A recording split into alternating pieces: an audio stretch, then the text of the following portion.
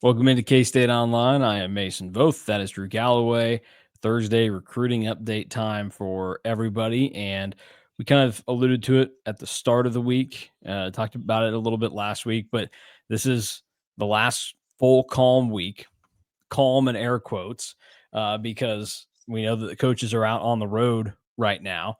But then starting next week, towards the tail end, is when all the official visits will start kicking off. And obviously, that gets to be a busy time in Manhattan for kids coming through. And roughly a month and a half later is when you're going to start seeing more and more guys make decisions on where they're going. So the commitments will start to roll in. K State sits at 2 commits Three. right now? 3. They're at Um, three. yeah, that's right. That it is 3 now. I could remember both Barber and Ackerson, and then but I didn't like put them together, and I knew that Ford was already there from, he's been committed for the last 10 years, it seems like, That relative to everybody else. that feels like so long ago right now. So, uh, numbers 3 right now. Once you get past the first 2 weeks of July, what do we think? There's probably at least 3, 4, 5 more names on that list. We Maybe get to 5 that. is ambitious, but We get to that. Oh, so you're saying that first week of July? How many commits do I think K-State will have yeah. right now? In total, I would say probably like 13 or 14. Okay. Like Okay. I anticipate most of the class being filled out before K-State plays in Ireland. Okay. All right. And I was gonna extend the timeline and just have you go up until we leave for Big 12 Media Days, which is when July we leave, 9th or something. yeah, yeah, when we leave for Big 12 Media Days, I imagine that most of the class is full out. Number one, because they have so many official visits coming in anyway. But number two, when you have a smaller class, it's a lot easier to fill guys in or fill it out pretty quickly. That's true. That's very true.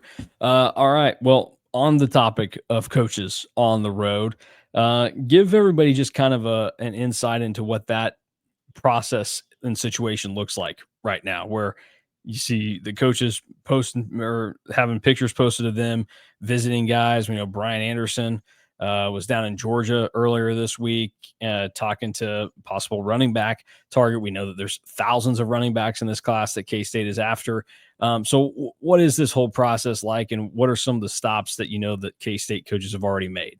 Yeah, this time is an interesting point on the calendar because of how wonky the recruiting calendar is just in general right now. Like you don't get that December contact period anymore because of when signing day is. Because signing day is now like that Big 12 championship or conference championship weekend, which there's no like good time to have signing day. That might be one of the worst times though.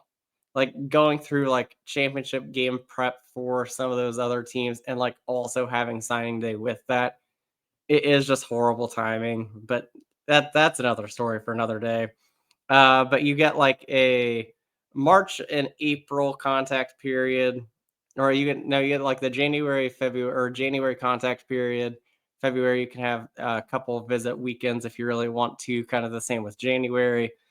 And then April and May, you get a contact period for a little bit until I believe like starting in 10 days on May 24th is like a 5 or 4 day dead period. Then you get the contact period opens back, or a quiet period opens up May 29th, which is kind of the same as the contact period, except all of the recruiting has to come on your own campus and you can't go around to a bunch of schools. So right now we're at the point where coaches are going across the country, going to a bunch of schools. You're seeing a lot of new offers go out. That's typically the number one thing that happens during these contact periods.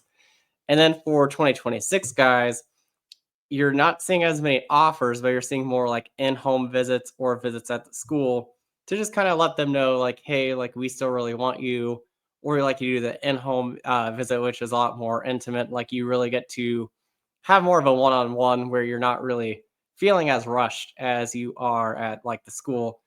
And then like you're seeing some guys that have been visited by K-State multiple times during this contact period, like Tucker Ashford. It was one of the first stops that K-State made when this last contact period opened up. K-State was back there on Wednesday. And then you're seeing like different high schools, because they have different guys come in, get two different coaches to come in at different times. Like last week, Joe Clannerin was in Grayson High School in Loganville, Georgia, to see Hannibal Navies, who has an official visit scheduled in June. Well, a couple days ago, Van Malone was at Loganville High School visiting Riley Drew, who's a 2027 corner. So sometimes you get two different schools, or the same school gets two different coaches, and they don't always come together. Or like you will see somebody like Avion Williams from Arizona has been visited by Mike Tuiasosopo twice during this contact period within the same week. So it really kind of depends and fluctuates, but those are some stops that I know that coaches are making. One that came on Wednesday was to Great Bend to see Ian Premer and to see Ian Premer play baseball. A bunch of K-State coaches were there. It isn't like kind of always a given, but like that's a stop that they were always going to make, and wanted to really prioritize that and have a bunch of coaches there. And if you really kind of dig into the tea leaves more and more, starting to think that K-State might be the team to beat again. Well, that's some fun little news to throw in there right now for the folks watching and listening. That K-State, it's been a fun follow here with the Premer stuff, because it's never been like you've been one of those that's gone, well, K-State's out of this thing. But there have It, been swings where you start to go, I don't know, like they might fade. And there's plenty of reasonable reasons why K-State would fade here. Like we talked about it. They brought in a big time tight end with the most recent recruiting class. It's tough at that position for another guy who's only a year younger to sign up for that. And like so many other things can play into this. But I think it's a testament to the job that K-State's doing, and that they continue to make the push, and that they're setting the stage for a guy like Ian Premer to think that this might be the right spot for him. yeah, K-State's doing a really good job with his recruitment, and if K-State really gets this over the finish line, I think that one person in particular that you can really, I don't want to say thank, but give him a lot of props for what he's done behind the scenes is actually Lincoln Cure, and telling them and telling Premer like, hey, like this is how we can really make this work. Because it's one thing to hear coaches say that, because I can guarantee you that K-State's coaching staff has said, we'll find a way to make this work. Like K-State runs a lot of 12 personnel anyway. It won't be a big deal. But it's another thing to hear that from the guy that was a big time tight end in the last class of, hey, like this is how we're going to make this work. Yeah. So that's football recruiting and everything going on there right now. One other interesting note on the recruiting front, and this is really the only particular individual update we have. Ashton Roden, one of the running back targets this week. You noticed, was it yesterday, 2 days ago, whatever it was, that he announced that he was taking an official visit to TCU, but it was a matter of the date that was listed for his official visit to TCU. It coincided when it was expected that he was going to be coming to Manhattan. So tell everybody about the Ashton Roden situation from everything that needs to be known there. Yeah, K-State seems to be fading for Ashton Roden. Kind of seems like a situation where if I was to take a guess, because there's one school, I guess, that doesn't really meet this criteria, is that he doesn't end up leaving the region, because he has official visits to TCU, Texas Tech, Houston, Arkansas, Minnesota.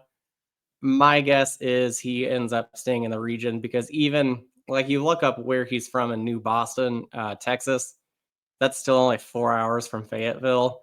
It just seems like the longer that he went into this recruitment process, that he kind of wanted to stay home more, and kind of go about that. Because what's also interesting, and like I pointed this out in the recruiting scoop from a few days ago that's on KSO, it's that his two official visits for a long time were K-State and Michigan State. Now he's not visiting either of them. And I just find that very interesting, and why I think that this is more of like a wants to be closer to home type of recruitment than oh, like he's just going to the highest bidder or he's just doing this because it really does seem like wanting to either stay in Texas or stay close is kind of the driving force. And I would even kind of venture to say, and I don't know totally on this, like where it's really trending towards. But for me, it feels kind of like that TCU might be that team to beat, maybe because for a while, like it was looking like he was probably the most likely of the running backs to join K State's class. When TCU comes in and bumps them off completely, so I would say maybe TCU. But then you look at other running backs that K State's going after. There's another Texas running back, HD Davis, that is high on K State, and K State really likes him. His recruitment has gone really under the radar, but has some really good track times, has good speed. Another one is Will Rodrecki from Canton, Georgia. That's who Brian Anderson had an in-home visit with. We'll have an update on that on KSO. And then Davis Penn, who has been at K State and was at K State for a spring practice, has an official visit scheduled for June. Another one that, like, one of those three guys could be the running back in this K State class because I still only anticipate them taking one. Because remember, even though they added Antonio Martin, all of the running backs on K State's roster can come back in 2026. Yeah. And I we knew that they weren't short on running back targets, and they seem like they'll be No, fine there. I think this probably running some back. shock factor to this one because it's DJ Giddens' cousin. Yes, and even though they are related, it has been relayed to me a few different times that they weren't like super close. But it's kind of interesting that he is DJ Giddens' cousin and electing to not visit K State anymore. I was also going to say that running back in this class was probably the position that you could kind of afford that. Okay, this guy's going elsewhere because Mhm. there's so many other names on this list that I think that they'll be okay. They'll get whoever they want and be really okay and really happy with it because there's so many talented guys on the running back board right now. Yeah. I I found it interesting. I think it was your Rejecki update, maybe it was somebody else, but one of the running backs made the comment about, the place that they were looking for was coaches that they connected well with and then coaches that could get them to the NFL. And it's like Brian Anderson is putting a big stamp on the getting running backs to the NFL thing. So it'll be fascinating to see how running back ends up working out. One basketball note while we're here, speaking of a recruit that has connections to K State, Ethan Taylor, somebody that a lot of K State fans have been mentioning numerous times. Why doesn't he have a K State offer? Where's the offer coming? He's a top 50 player nationally out of Shawnee Mission Northwest. And yesterday, Ethan Taylor announced that he finally got the K State offer. So 6'11 center, the fifth ranked center in the country, third in the state of Kansas. His sister plays for Jeff Mittie and the women's basketball team after transferring in before last season.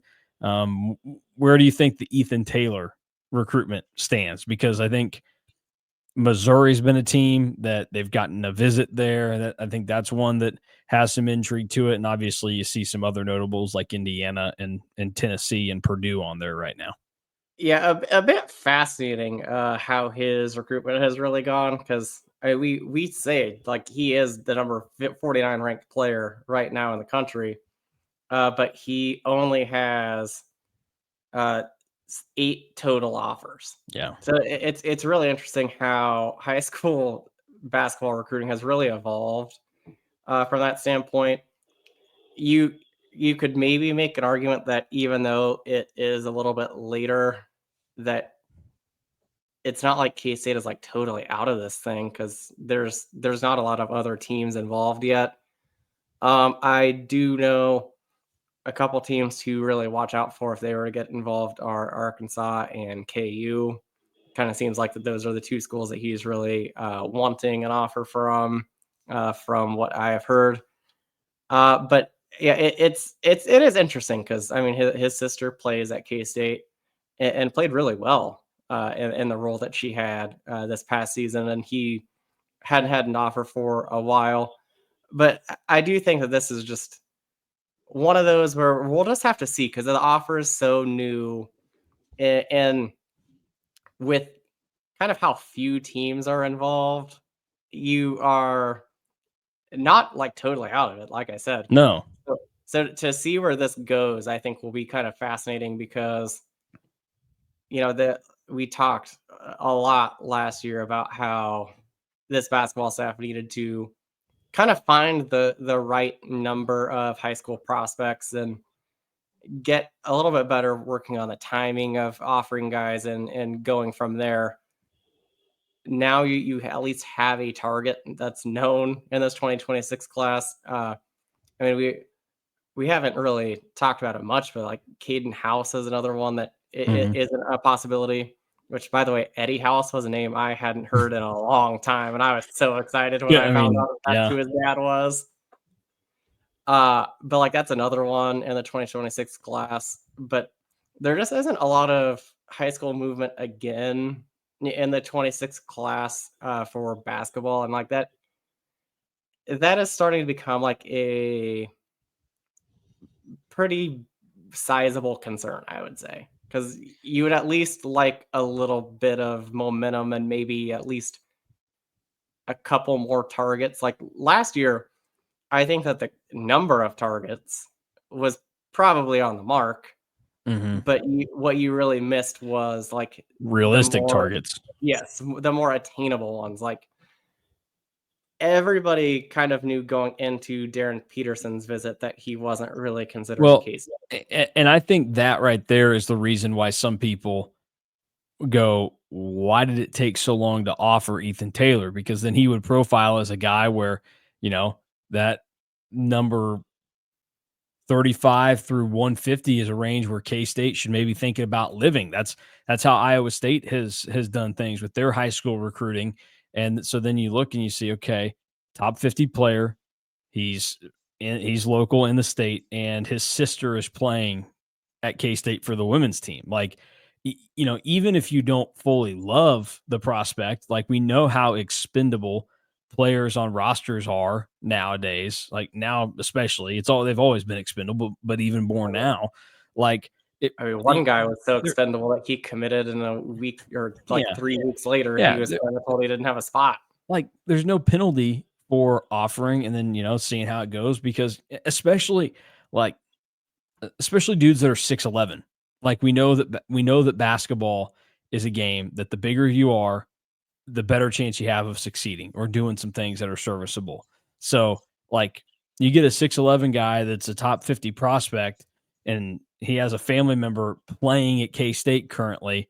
I think that's where you should live a little bit more. And I think that's when you talk about like not seeing as many things kind of roll in, like this is the kind of recruit that we need to see K-State offer more of, and not just because his sister's playing for the women's team. Like you need to go up and down the lists, and you can still try and punch upwards because at some point I do think this staff might land one of those, top Oh, they 20, top 10 kids. they were closer than I think a lot of people want to give them credit for AJ Devonsa. Like Yeah, like they were very, very close. Like they didn't make his top 4, but if you really read into like what his recruitment was, they ended second. yeah. Because he was going to visit for that LSU game and then ended up not. And then that's when he actually committed to BYU was at that point. Yeah. So that this is like the kind of guys that they need to, I think, target a little bit more. I would just like to see more guys that feel attainable or like there is a reason that you're bringing them in. And then like to a certain extent, like even if you're not getting your top guys, it feels like you need to keep bringing guys in and have more targets and have guys that are more realistic because then instead you don't go over Yeah. because like a guy like Cam Ward in the last cycle, like he wouldn't have like blown everybody's socks off. But like when you miss on him, who goes to Michigan State, and then you miss on everybody else, that's where all like the questions come from. Yeah.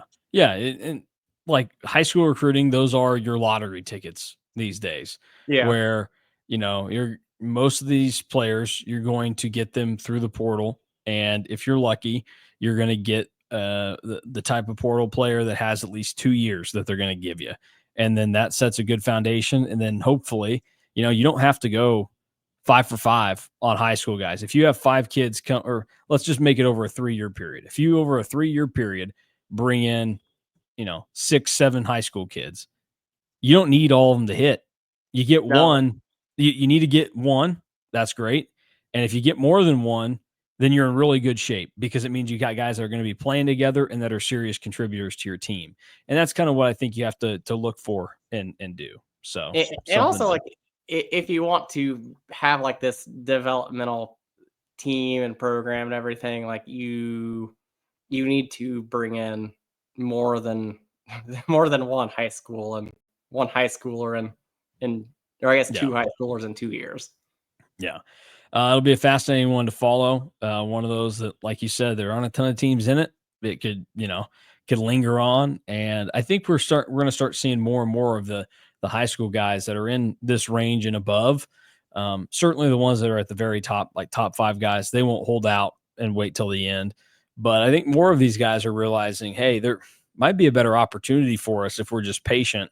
And if you're in it for the financial gain, Yeah. that can come with NIL, you look at it and say, huh, I'll wait till May, June to make my decision because you're going to look around and there's going to be a bunch of schools that are full or a bunch of schools that are also still sitting there. We've got some extra money. We need recruits. Come play for us. So it'll be interesting to see how Ethan Taylor and his recruitment goes, and then also what the philosophy ends up being moving forward for K-State and their staff. Yes, buried the lead here on the tweet from Ethan Taylor, and this is probably not exciting news for some of those that were looking for something different. But were you surprised that when he announced his offer that he said the conversation came from Rodney Perry? A little bit, not in the sense that like I was like in the sense that like Rodney Perry is doing this like high school academy thing, and I'm not really sure how, and I need to really look into it of like how he can do that and also be a coach Yeah, at a school. Like that was more of the surprise for me, I think. Because like I thought that this like it does feel kind of like touching like a gray area if you're gonna have like an academy and also be a coach yeah. at a college. At at the very least, confirmation it would seem that Rodney Perry is probably going to be on staff for at least another season at K State. So everybody can do with that information as they want. But that was one of those where I just saw, I was like, oh, well, that seems to be all we need to know. Maybe the movement with departing coaches is done for. But that'll do it for today's recruiting update. Tomorrow, we get back into it with recruiting, or not, excuse me, not recruiting. I was looking at the wrong thing. With our quarterback rankings, we'll discuss those guys, players 20 through 16 on our quarterback list since the year 2006, the last 20 seasons of K-State football. Also, a reminder to go to cats2ireland.com to get your tickets and every experience you could imagine for the Aer Lingus College Football Classic in Dublin, Ireland, taking place August 23rd, 2025. As we keep counting down the days, a couple days ago, we got the kickoff time. It'll be on ESPN, 11 a.m. This is kind of perfect for Chris Kleiman. It's 11 a.m. back in Kansas, and it's going to be a night game in Ireland. Those are the two windows that he likes playing in. It's not going to be, they're not even messing with the middle of the afternoon, which we know he's not a fan of. So it'll be a good time for everybody. I guess maybe not a great time if you, for some reason, got like an early flight Sunday morning out of Ireland and you're going to be over there. I don't know. Maybe you go to cats2ireland.com. You try to rework some of your travel plans, but There you we'll get go. out of here. We'll talk quarterbacks tomorrow. Have fun to finish out the week, and then we'll just reset everything next week and have another recruiting update next Thursday. It's going to be an important one because it's right before a bunch of guys start coming to town, and then basically for the next month, that's what recruiting updates are going to be for you. How guys experience their visit, who's coming up, and whatever else pops up along the way. So for Drew Galloway, I'm Mason Voth. Thanks for watching and listening to the KSO Show.